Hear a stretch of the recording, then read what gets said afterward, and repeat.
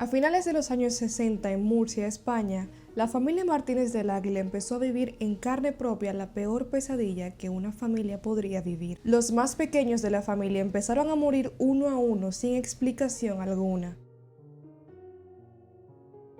Si quieres saber más de esta historia y qué fue lo que realmente pasó, te invito a que te quedes mirando bajo tu propio riesgo.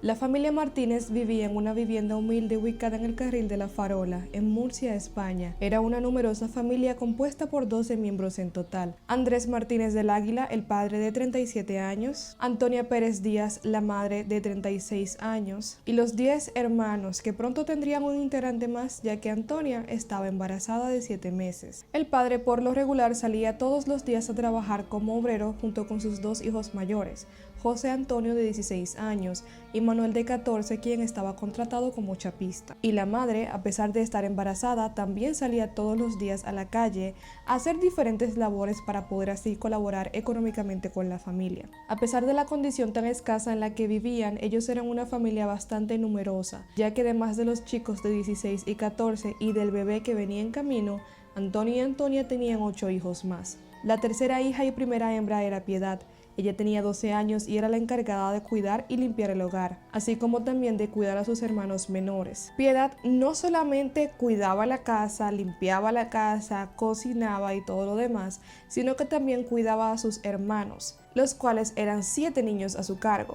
A su hermano Jesús de 10 años, a Cristina de 8, Manuela de 6 años y los más pequeños, Mari Carmen, Mariano, Fuensanta y Andrés, cuyas edades iban desde los 5 años de edad hasta apenas los 9 meses. Así que sí, Piedad a sus 12 añitos, en lugar de estar jugando o estudiando, estaba cuidando una casa. Ya era madre, ya era ama de casa, ya tenía que cocinar y sobre todo esto, también trabajaba, ya que en sus ratos libres ella salía a pulir piezas de motocicleta, como una entrada extra de dinero también para la casa. Por lo menos para esta labor se llevaba a sus 3 hermanos más grandecitos, que eran el de 10, el de 8 y la pequeña de 6. La familia era bastante humilde y desde los principios de su formación habían estado pasando por penurias económicas, generando apenas lo suficiente para alimentarse. Sin embargo, nadie nunca se imaginaría lo que les estaba a punto de pasar. El 4 de diciembre de 1965, algo extremadamente extraño sucedería en la mañana. La pequeña Mari Carmen, de apenas 9 meses de edad, amanece muerta, sin razón alguna. Cuando los padres se percataron de que la bebé no estaba respirando, no estaba respondiendo, no tenía ningún tipo de signo vital, llamaron al médico de inmediato. Sin embargo, cuando éste llegó, ya era demasiado tarde. La bebé estaba sin vida. Se certificó la muerte de la bebé y se diagnosticó que la razón de la misma fue por meningitis. Esto no era nada extraño en la época. De hecho, los mismos Martínez, 5 años atrás, habían perdido a un bebé de 2 meses por la misma enfermedad. Lo preocupante ocurre cuando, aún guardando el luto por la muerte de Mari Carmen, 5 días después muere otro niño. Esta vez Mariano, quien tenía 2 años de edad. Cuando se le notificó al doctor, aunque se lo encontró muy extraño porque apenas hace 5 días estaba en la misma casa por otra muerte, diagnosticó la muerte de Mariano por meningitis también. Aunque estos eventos trágicos tenían a toda la familia devastada, esto apenas era el principio de un final aún más fatal, ya que nuevamente 5 días después y en orden ascendente volvería a morir otro de los hermanos, siendo la víctima en esta ocasión la pequeña Fuensanta de apenas 4 años. Cuando el doctor llegó a la casa, esta vez no certificó la muerte por desconfianza, y es que solamente basta con conectar la peculiaridad de los hechos para darse cuenta de que algo andaba mal. Los niños se mueren sin aparente razón alguna,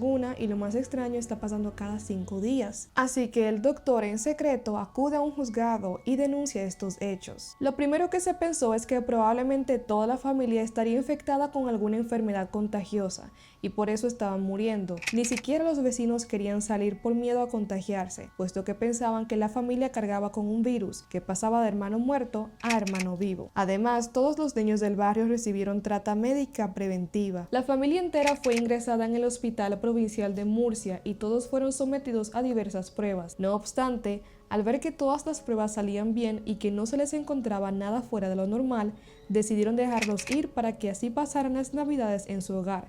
Pero pocos días después, la pesadilla volvería a la casa. El 4 de enero de 1966, Andrés, de 5 años, fallece.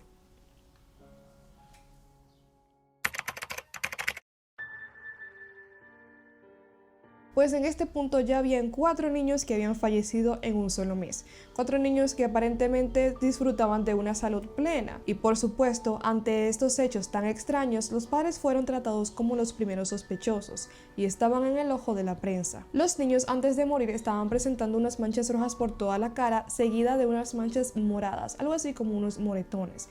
Además, también convulsionaban y luego morían. Esto pasaba en un tiempo de más o menos 30 minutos, ya que morían bastante rápido. Como todos los niños murieron de igual forma, todos los cuerpos fueron enviados al Instituto Nacional de Salud de Madrid. Y una vez hechos los estudios, se descartó la presencia de algún virus o enfermedad extraña. Luego de esto, aún consternados y sin entender qué es lo que estaba pasando, mandaron al cuerpo al Instituto de Anatomía Forense y allí encontraron algo totalmente perturbador. Todos los niños habían sido envenenados.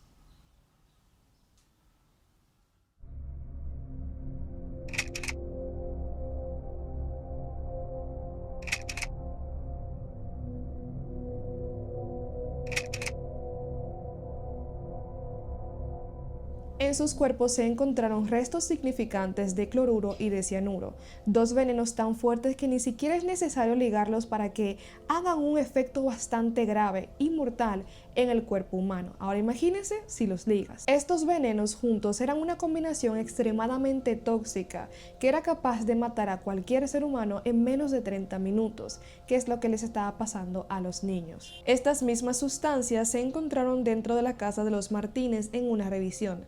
Una vez allí encontraron DDT en un plaguicida y cianuro potásico, y los padres, siendo los principales sospechosos, fueron encarcelados e interrogados. A Andrés, el padre, y a los hijos que quedaban los llevaron a un hospital psiquiátrico, y a Antonia, la madre, y a sus hijas, las que quedaban, las llevaron a un manicomio. Y una vez ahí se les realizó diferentes estudios psiquiátricos. A este punto la noticia sobre estos crueles asesinatos había estado rodando por toda España, tanto así que los periodistas e investigadores tenían como pan de cada día realizar coberturas completas en la vivienda de la familia. Es decir, los reporteros estaban en esta casa metidos día y noche. De hecho, incluso se valían de regalarle juguetes a los más pequeños para que ellos soltasen algún tipo de información, ¿no? Manuela, la pequeña de 6, en una ocasión, enfadada con los reporteros, les dijo que seguramente le estaban grabando y fotografiando porque sabían que ella iba a morir. Como ella era ahora la más pequeña, le tocaba morir a ella. Lo que sorprendió mucho a las personas que estaban cubriendo este caso era la actitud de Piedad. Piedad no se sentía triste, no tenía ningún tipo de expresión, siempre parecía estar fría. De hecho, en varias ocasiones llegó a contar cómo los niños iban agonizando y lo decía casi como si fuese un chiste, sin ningún tipo de sentimiento. Dicen que parecía una niña extraña e insensible. Contaba la historia de cómo habían muerto sus hermanos sin ningún tipo de sentimiento. Cuando la policía supo que Piedad era la encargada de cuidar los niños, dejó de sospechar de los padres y empezó a sospechar de ella. Es aquí cuando uno de los inspectores a cargo le tiende una trampa. Este inspector la invita a un bar en donde entran muchas personas y le invita un vaso de leche a la pequeña Piedad. Cuando Piedad se está bebiendo el vaso de leche, él toma una bolita de cianuro potásico, que son estas bolitas que Piedad utilizaba para limpiar las piezas de motocicleta, y que fueron de las bolitas que fueron encontradas en la casa de los Martínez, de las cuales se sacó el veneno para envenenar a los pequeños niños. Él hizo como que tomaba la bolita y la tiraba en el vaso de leche, y ella, asustada, le dijo que no jugara con eso porque podía hacerle daño a alguien. Esto le hizo pensar al inspector que ella había sido la culpable, así que le comenzó a preguntar acerca de la muerte de sus hermanos y qué pensaba de ello, y ella terminó confesando. Ella le contó que como ella era la que cuidaba a los niños, cuando le daba de beber leche, le tiraba una de estas bolitas y era así como ella los envenenaba. La razón: quería ser una niña libre, no quería cuidar a sus hermanitos porque quería jugar.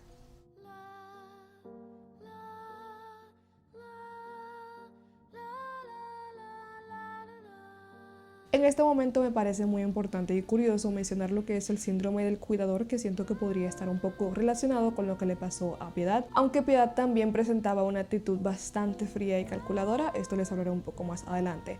Pero ¿qué es el síndrome del cuidador?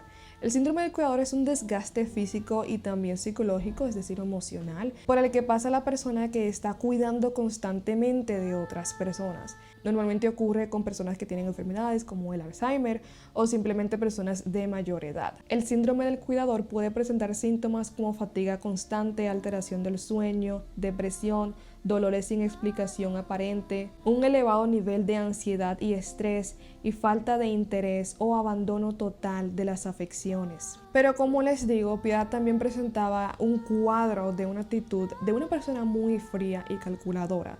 Piedad llegó a mentir 5 veces o a dar 5 versiones diferentes que se contradecían una con la otra acerca de los hechos.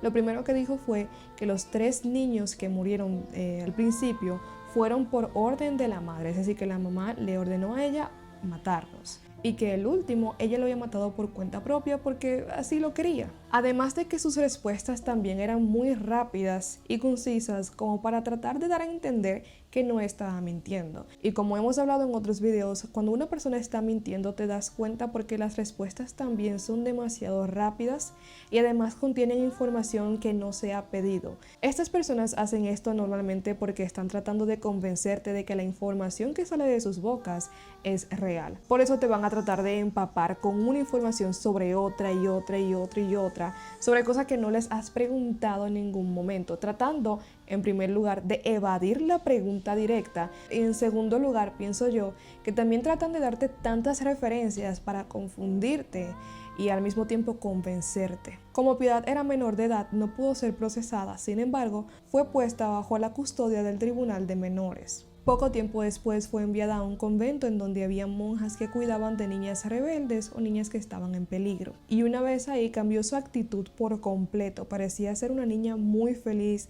alegre, le gustaba tejer y soñaba constantemente con irse a mudar con su tía porque su tía no tenía hijos. Dicen que luego ella se convirtió en una monja también, aunque hay algunos que están convencidos de que ella salió de aquel lugar y que vivió una vida normal, formó su familia, etc. Ahora mismo Piedad está cerca de los 70 años y podría ser cualquier persona, podría incluso ser alguien a quien nosotros conocemos y nunca sabríamos si es ella. Pero bueno, esto fue todo por la historia de hoy, espero que les haya gustado el video y si fue así, lo apoyen con un like y se suscriban, ¿por qué no? Cuídense muchísimo y nos vemos en la próxima con otra historia real. Pero antes de irte, porque yo sé que consumes mucho tiempo en YouTube y en TikTok, yo te he visto, ¿por qué no le das a uno de estos videos y aprovechas el tiempo que ya tienes aquí? ¿Ah? Dale por favor, se me cansa la mano.